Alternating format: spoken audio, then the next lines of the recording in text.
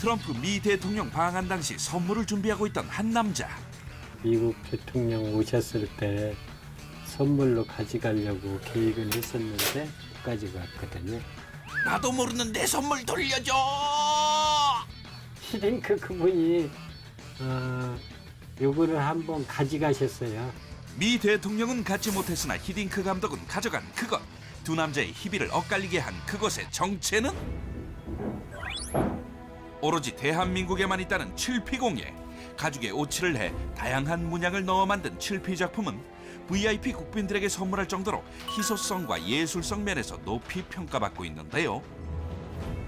조선 중기 갑자기 명맥이 끊겨 이후 만날 수 없었던 칠피공예. 그런데 이 아름다움을 되찾은 사람이 있습니다. 칠피공예에 맥을 잇는 세계 유일의 고수 박성규 명장. 과거 유물을 복원하고 재현하는 것은 물론 현대적인 재해석까지 삼국시대부터 내려오던 선조들의 놀라운 기술이 고수의 손을 통해 우리의 실생활에 녹아들고 있었는데요. 단순히 보기만 하는 공예품의 시대는 끝났습니다. 실생활에도 유용하게 사용할 수 있는 다양한 칠피공예 작품들이 탄생하고 있었는데요. 뿐만 아니라 영역을 넓혀 스포츠용품에도 접목된 고수의 칠피공예. 골프채 손잡이와 케이스가 고수의 기술을 만나 한층 고급스러워졌습니다.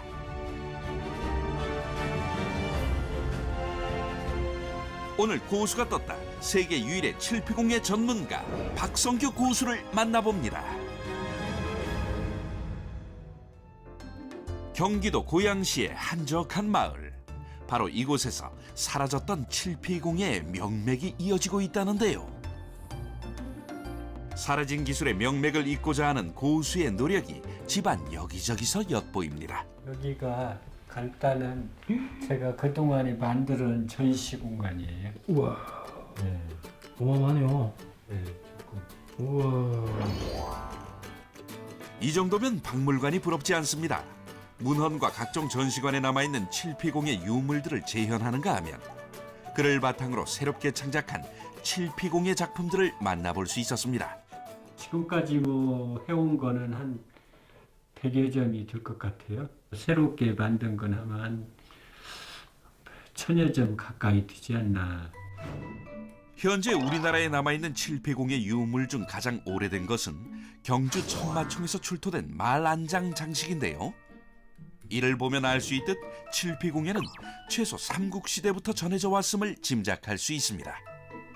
박성규 고수는 이러한 기록들을 바탕으로 나라의 도장을 보관하던 국세함은 물론 다양한 칠피 유물들을 재현하고 있었는데요.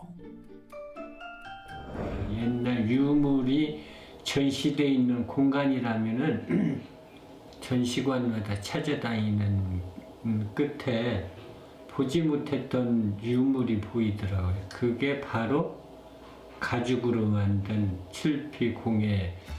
칠피공예와의 운명적 만남은 그렇게 시작됐습니다. 공방 작업실 아, 보통 9시부터 해서 6시까지 작업장이에요. 여기가 그 공간. 하루 평균 10시간 이상 작업실에서 시간을 보낸다는 박성규 고수. 뭐 만드시는 거예요? 그 오피함이라고 오피 서류함을 히딩크 그분이 요거를 한번 가져가셨어요. 철갑상어 가죽으로 만든 서류함은 국민 영웅 히딩크 감독에게 전해졌을 정도로 VIP용 선물로 인기라고 합니다. 그리고 최근에는 특별한 에피소드가 있었다고 하는데요. 이번에 미국 대통령 오셨을 때 선물로 가져가려고 계획을 했었는데 시간대 못 맞췄어요. 그래서 못 가져갔거든요. 제 아무리 높으신 분도 쉽게 손에 쥘 수 없는 고수의 작품. 철갑상어 가죽으로 만든 이 서류함의 경우 제작 기간이 무려 2달에 달한다고 하니 트럼프 대통령 아쉽지만 다음 기회를 노려야겠네요. 다양한 가죽들로 빼곡이 들어찬 고수의 작업장. 작은 걸로는 이건 이제 도마뱀. 다양한 가죽들이 공예 작품들의 소재로 쓰이고 있었습니다. 뱀도 있어요. 이렇게 생겼어요. 뱀 가죽은. 인류 최초의 역사와 함께 시작된 가죽 가공 기술은 오래전부터 있어왔지만 가죽에 오칠을 하는 칠피공예는 생소하기만 한데요.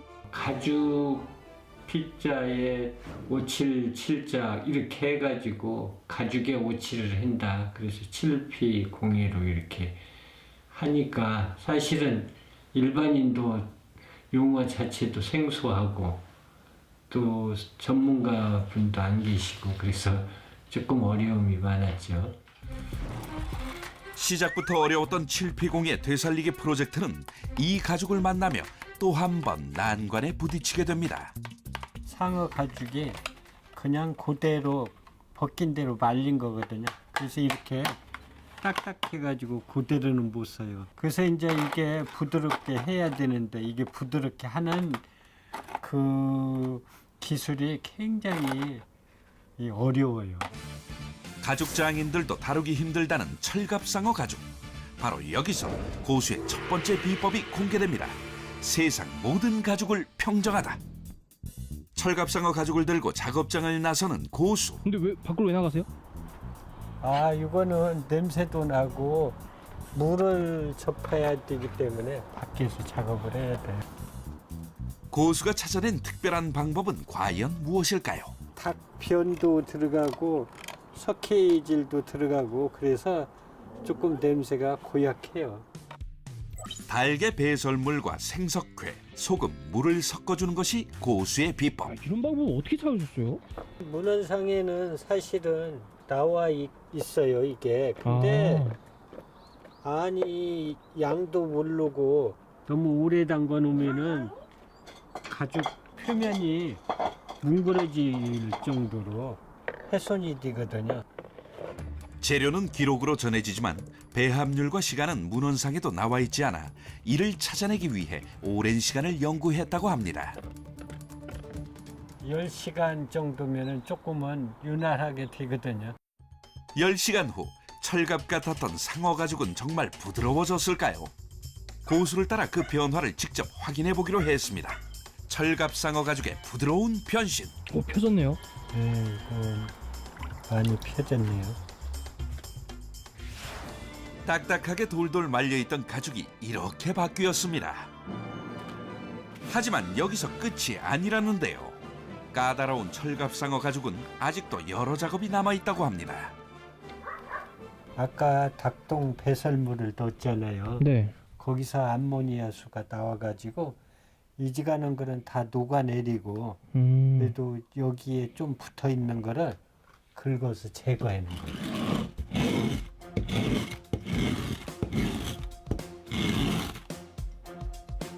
기름기와 불순물을 제거한 후엔 쌀겨로 남은 수분을 완벽하게 흡수시켜줍니다.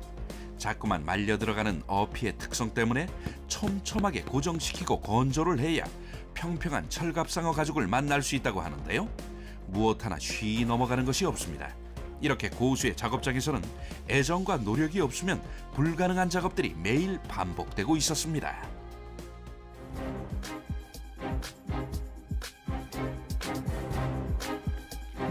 철갑상어 가죽이 준비되자 커다란 통을 조심스레 들고 오는 고수.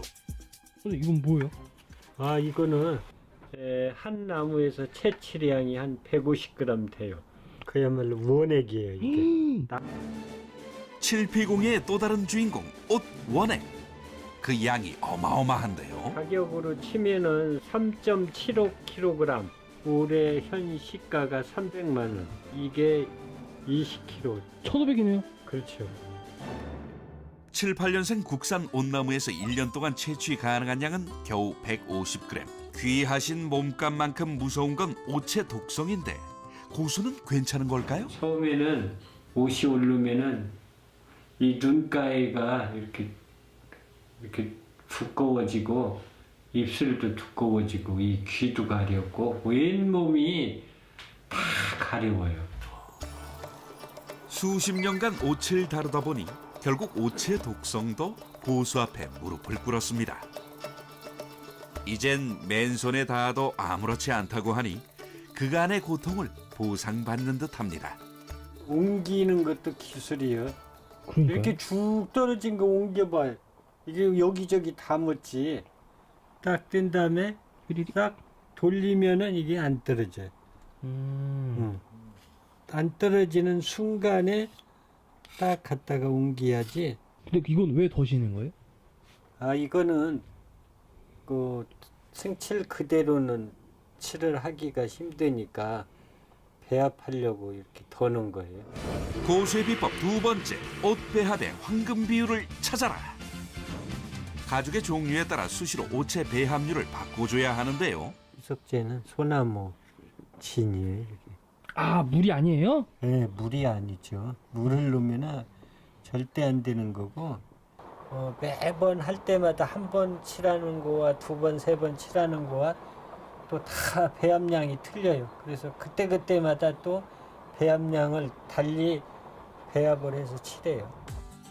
사람이 쓰는 물건이다 보니 화학 재료는 절대 사용하지 않는다는 박성규 고수. 천연 돌가루를 옷과 섞어주면 색소를 사용하지 않고 자연의 색을 뽑아낼 수 있습니다. 자연에서 얻은 재료에 고수의 손길이 닿으니 아름다움이 뒤따라옵니다. 이제 붓은 참 좀 특이한 것 같아요.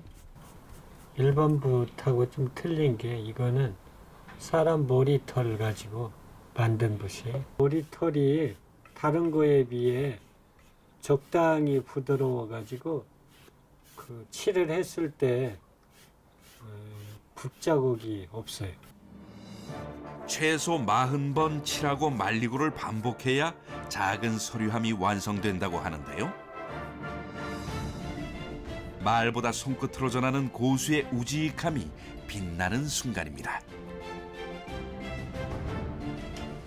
자연의 색을 입혀 이제는 건조할 차례. 건조장의 온도도 최상의 온도는 20도, 또 습도는 70%.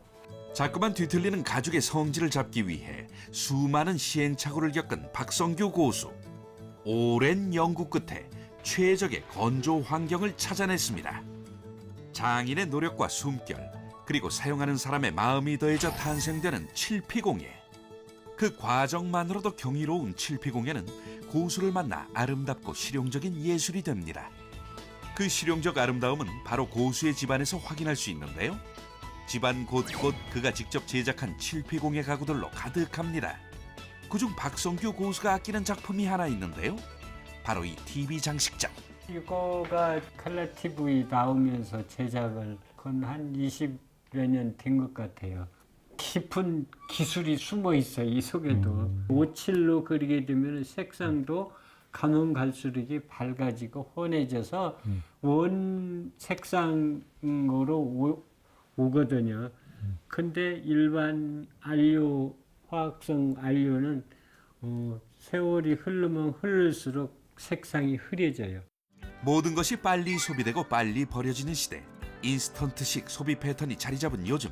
고수가 새겨둔 세월의 흔적이 사뭇 부럽기까지 합니다. 그건 뭐예요?